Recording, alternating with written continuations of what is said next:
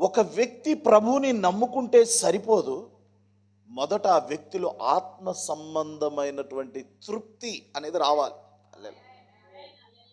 ఆత్మ సంబంధమైన తృప్తి అనేది ఒక మనిషి జీవితంలోనికి రాకపోతే ఆ మనిషిలో ఆరోగ్యపరమైన తృప్తి దొరకదు, ఆర్థికపరమైన తృప్తి దొరకదు, కుటుంబపరమైన తృప్తి కూడా దొరకదు. హల్లెలూయా. కుటుంబపరమైన తృప్తి ఒక మనిషి కలగాలన్నా, ఆరోగ్యపరమైన తృప్తి ఒక మనిషి కలగాలన్నా, ఆర్థికపరమైన తృప్తి ఒక మనిషి కలగాలన్నా మొదట నీ ఆత్మీయ జీవితంలో నీ ఆత్మకు తృప్తి కలగాలి. హల్లెలూయా. ఆత్మలో తృప్తి అనేది రాకపోతే మిగతా 3 జోన్లలో కూడా నువ్వు ఫెయిల్ అయిపోతావు. హల్లెలూయా.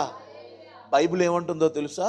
ప్రియుడా, నీ ఆత్మ వర్ధిల్లుచున్న కొలది, నీ ఆత్మ వర్ధిల్లుచున్న కొలది అన్ని విషయాలు, ఆల్ థింగ్స్, హల్లెలూయా, అన్ని విషయాలు, హల్లెలూయా.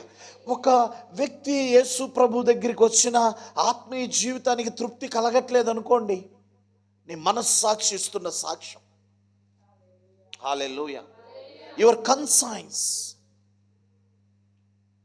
నీ మనస్సాక్షి, అయ్యో ప్రార్థన ఈరోజు చేయలేదండి అని నీ మనస్సాక్షి చెప్తుంది అనుకోండి, ఈరోజు వాక్యం చదవలేదండి, ఈ ఆదివారం మందిరానికి రాలేదండి, ఈరోజు నేను వాక్యాన్ని కోల్పోయానండి, ఈరోజు ప్రార్థనా జీవితాన్ని కోల్పోయానండి, ఈరోజు దైవ సాన్నిధ్యాన్ని అనుభవించలేదండి, ఈరోజు దేవుని స్వరం నేను వినలేదండి అనే ఫీల్ నీ మనస్సాక్షిలో ఉందనుకోండి, అప్పుడు నీకేం కలగట్లేదంటే ఆత్మ సంబంధమైన తృప్తి కలగట్లేదు. కాబట్టి నీకు ఆరోగ్యపరమైన తృప్తి కలగదు, నీకు ఆర్థికపరమైన తృప్తి కలదు, నీకు కుటుంబపరమైన తృప్తి కూడా నీ జీవితంలో కలగదు. తృప్తి అనే ఒక అనుభవం నువ్వు చూడాలి అంటే ఆల్ డైమెన్షన్స్లో ఫస్ట్ నీ స్పిరిచువల్ లైఫ్.